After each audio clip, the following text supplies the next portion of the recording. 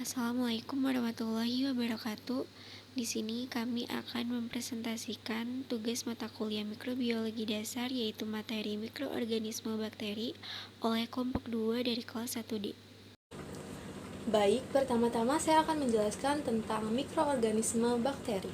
Mikroorganisme atau mikroba adalah organisme yang berukuran kecil atau organisme bersel tunggal yang hanya dapat dilihat dengan menggunakan mikroskop.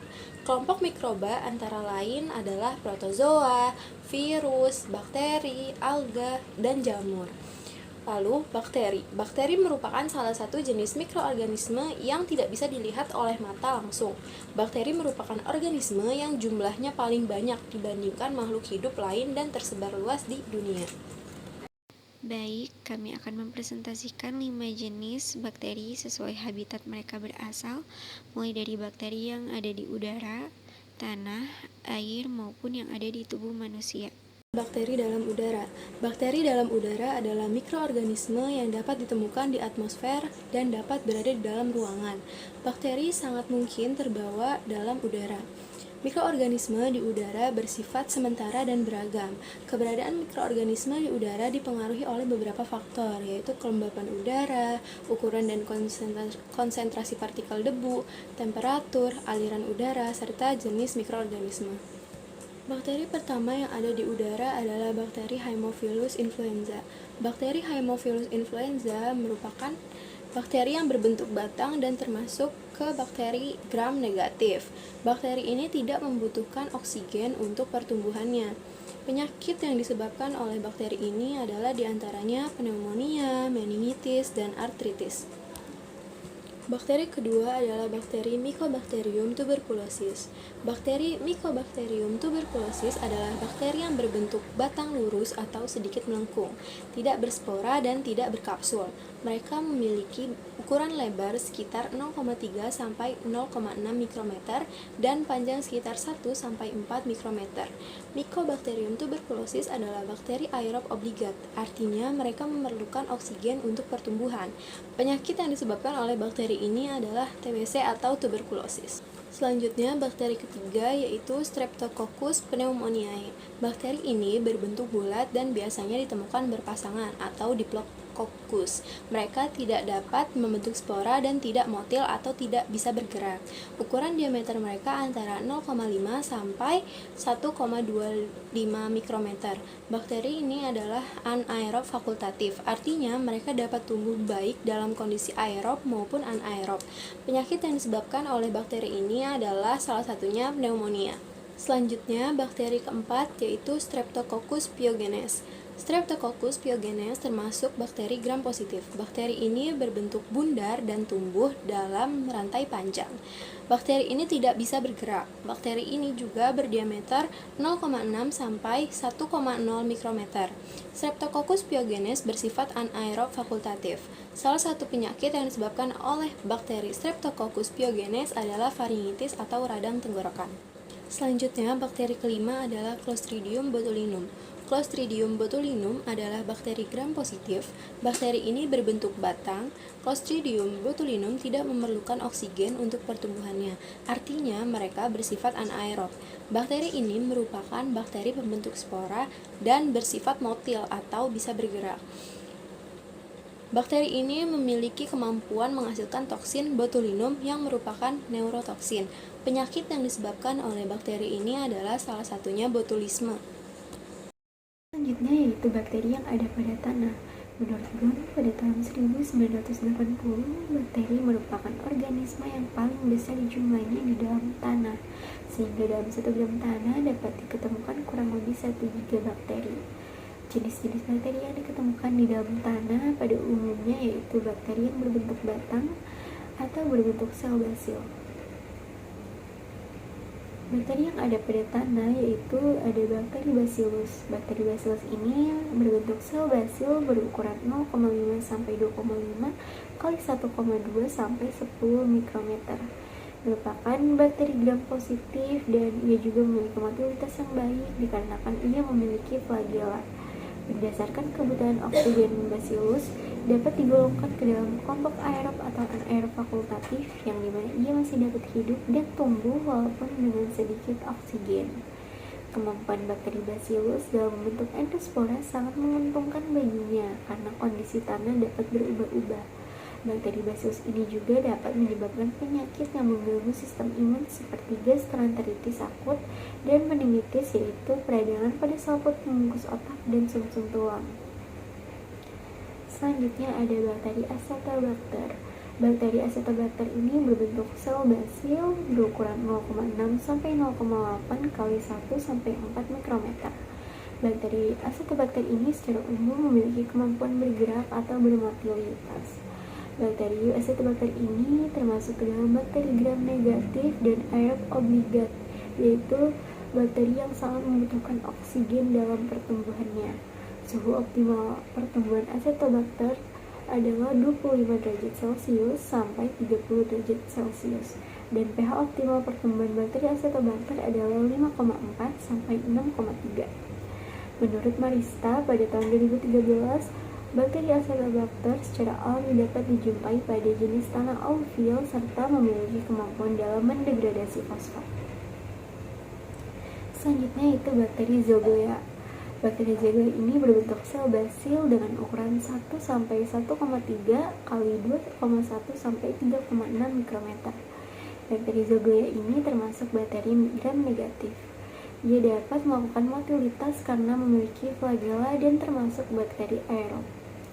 Bakteri Zoglia ini memiliki suhu pertumbuhan optimal, yaitu pada suhu 28 derajat Celcius sampai 37 derajat Celcius, dan memiliki pH optimal yaitu 7 sampai 7,5. Bakteri Zoglia ini dapat memfermentasikan glukosa, yaitu pada pertemuan sumber makanan manis, dan habitatnya dapat ditemukan secara umum di dalam tanah dan secara khusus ditemukan di tanah yang berlumpur. Selanjutnya ada bakteri Agrobacterium. Agrobacterium ini memiliki bentuk sel basil berukuran 0,6 sampai 1 kali 1,5 sampai 3 mikrometer. Namun, Agrobacterium ini tidak berspora dan juga merupakan kelompok bakteri gram negatif. Tetapi bakteri Agrobacterium ini mampu bergerak dikarenakan memiliki flagella, dan bakteri ini termasuk bakteri aerob. Menurut Utami pada tahun 2017 menyatakan bahwa Agrobacterium ini memiliki bentuk koloni sirkular, permukaan koloni datar, dan mampu memfermentasikan gula berupa dekserosa. Habitat bakteri Agrobacterium ini biasanya ditemukan di tanah yang tercemar atau terkontaminasi dengan sisa-sisa tanaman yang berpenyakit.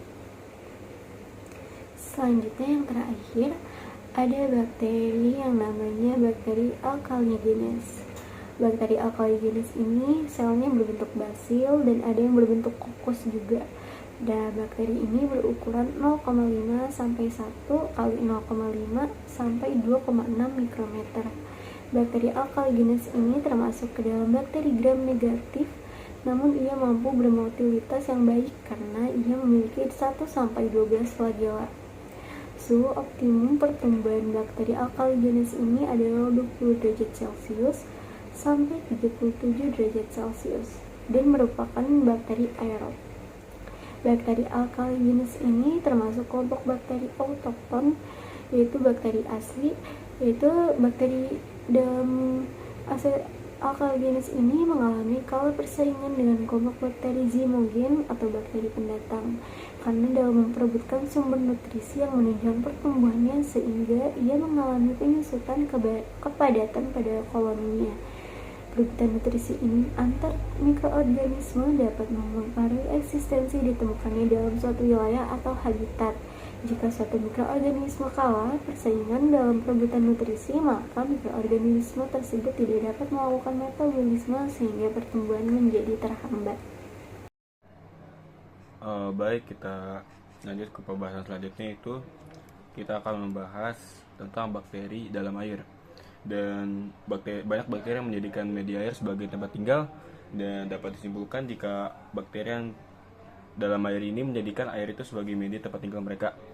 Dan kebanyakan dari mereka ini juga menjadikan air atau sarana air ini sebagai tempat untuk menyebarkan koloni mereka gitu. Jadi mereka itu menyebarkan diri mereka sendiri itu kebanyakan melalui air, media air. Oke, lanjut ke apa saja sih 5 bakteri yang termasuk ke dalam bakteri yang menggunakan air sebagai media utama mereka. Yang pertama itu ada Escherichia coli atau disebut juga dengan E. coli, dan ia juga mengakibatkan penyakit seperti diare, sakit perut, dan juga kram pada perut manusia. Dan adapun toksin yang dihasilkan oleh bakteri ini itu pertama SIGA atau STIC, yaitu sejenis racun bawaan yang dimana dia itu menggunakan makanan atau minuman sebagai sarana penyebaran mereka yang nanti akan menyebarkan penyakit. Dan bagaimana cara kita mengobati Escherichia coli ini? Yaitu pertama, yang paling sederhananya itu minum banyak air putih, dan yang kedua itu bisa diberikan oralit kepada anak-anak yang menderita, dan yang terakhir itu istirahat yang cukup.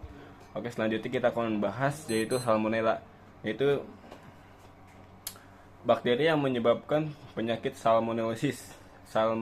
Salmonellosis, dan itu adalah penyakit yang menyerang saluran usus, dan biasanya Salmonella ini dia mengkontaminasi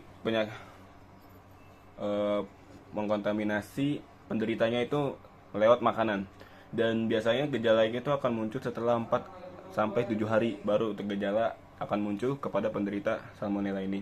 Dan gejala yang biasa ditimbulkan oleh bakteri ini pertama ada diare, mual dan muntah, dan demam yang menggigil. Lanjut, yang ketiga itu ada bakteri Vibrio cholerae, yaitu ia adalah dalang dibalik penyakit kolera dan fibriosis. Dan bakteri ini itu banyak ditemukan di air payau seperti air tawar dan air sungai dan air seperti itulah. Dan biasanya orang-orang yang tertular oleh bakteri ini tuh biasa terkontaminasi dari air yang terkontaminasi lagi oleh tinja penderitanya. Jadi penderita kolera ini atau penderita penyakit fibrosis ini, mereka menularkan bakteri ini melalui tinja yang mereka keluarkan, dan akhirnya tinja mereka ini jika terkena air itu berpotensi untuk menular yang lainnya. Dan gejala yang ditimbulkan oleh bakteri ini pertama itu adalah kelelahan, terus kedua itu mudah murung, dan yang ketiga itu mulut kering. Dan itu adalah gejala fisiknya, dan ada banyak lagi gejala penyakit dalamnya seperti bakteri-bakteri sebelumnya seperti sakit perut, kram perut, dan masalah pencernaan lainnya. Dan selanjutnya ada bakteri Legionella, yaitu bakteri yang menyebabkan penyakit legionellosis. Dan biasa bakteri ini itu bermukim di air panas, air yang mempunyai suhu tinggi dan air yang tergenang. Dan Legionella ini juga sangat berbahaya. Mengapa? Karena Legionella ini ia bisa memapar kepada banyak manusia lewat uap air seperti air shower, AC, dan juga jacuzzi. Jadi kenapa Legionella ini sangat berbahaya? Karena dia bisa menginfeksi orang-orang lewat uap air. Dan gejala yang dihasilkan oleh bakteri ini pertama ada sakit kepala, yang kedua nyeri otot, dan yang terakhir ada demam tinggi. Dan yang terakhir yaitu bakteri Shigella. Dan bakteri itu menyebabkan penyakit shigellosis. Dan umumnya atau mayoritasnya secara garis besarnya Shigella ini yang menyerang saluran pencernaan, dan Shigella ini dia menginfeksi orang melalui makanan dan minuman. Dan sama seperti sebelumnya, Shigella ini juga dapat menular lewat feses penderita.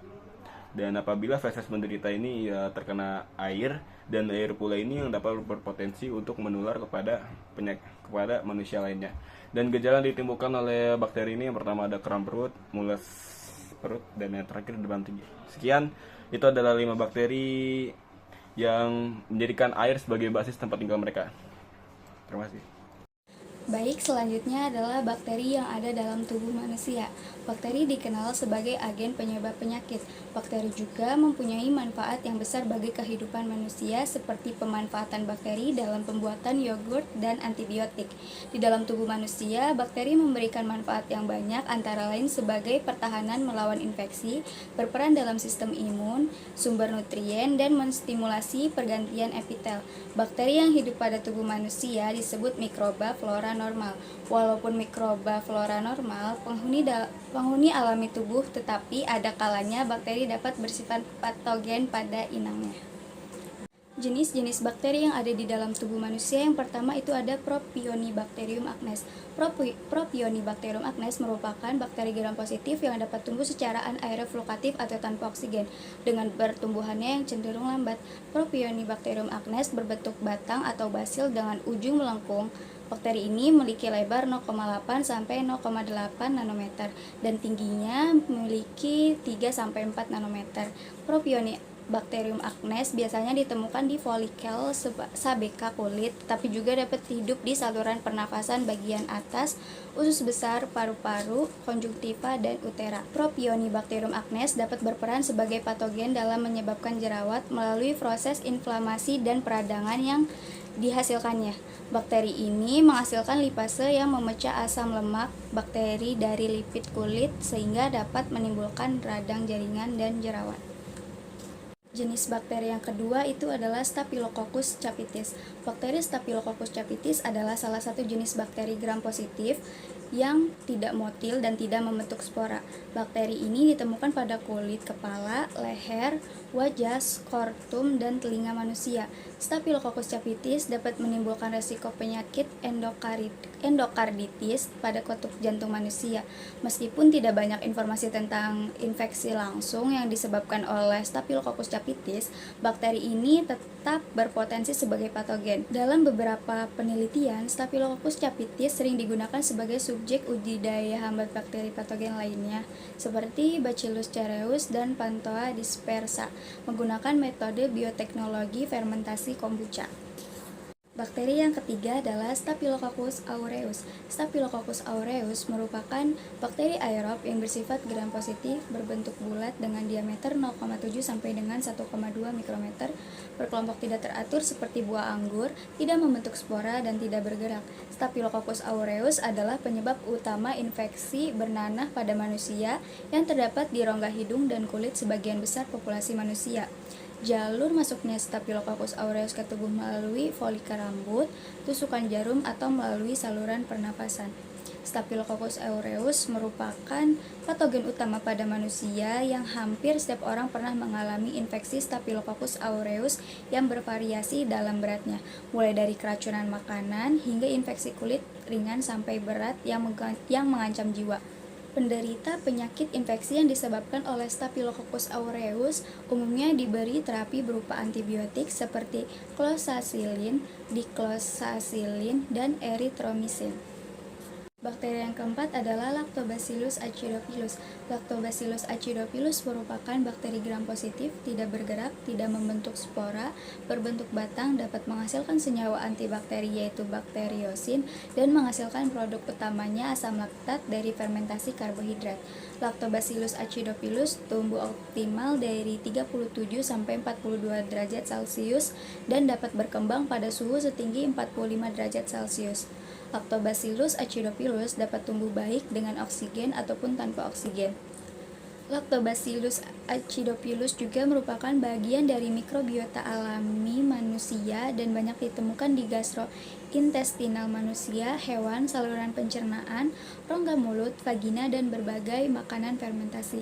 Bakteri Lactobacillus acidophilus biasanya tidak dianggap sebagai patogen. Sebaliknya, bakteri ini termasuk dalam kategori baik atau probiotik karena berperan dalam menjaga keseimbangan mikroflora usus dan membantu mengatasi diare serta berperan dalam kondisi lainnya. Namun perlu diingat bahwa bakteri ini dapat menimbulkan efek samping seperti perut kembung, demam, atau ruam pada beberapa individu, tetapi ini tidak sama dengan menjadi patogen. Bakteri yang kelima adalah Fusobacterium nucleatum. Fusobacterium nucleatum adalah bakteri gram negatif yang berbentuk batang atau filamen panjang. Fusobacterium nucleatum dapat tumbuh dalam tubuh manusia, terutama di lingkungan yang mendukung sifatnya sebagai bakteri anaerob obligat, yaitu tempat dengan kadar oksigen rendah atau tanpa oksigen sama sekali. Fusobacterium nucleatum adalah bagian dari mikrobiota normal di dalam mulut manusia. Pertumbuhannya di dalam mulut biasanya dikendalikan oleh sistem kekebalan tubuh dan keseimbangan mikroba alami. Namun, bila terjadi penumpukan plak gigi atau kebersihan mulut yang buruk, bakteri ini bisa berkembang biak secara berlebihan, terutama di celah-celah gigi dan gusi, di mana lingkungan anaerob lebih mendominasi. Hal ini sering yang menyebabkan gingivitis atau radang gusi dan periodontitis atau penyakit gusi yang lebih parah. Bakteri ini umumnya dapat diatasi dengan antibiotik, tetapi pada infeksi berat butuh penanganan yang lebih intensif. Selanjutnya, ini adalah sumber atau referensi yang kami gunakan. Sekian dari kelompok kami. Terima kasih. Wassalamualaikum warahmatullahi wabarakatuh.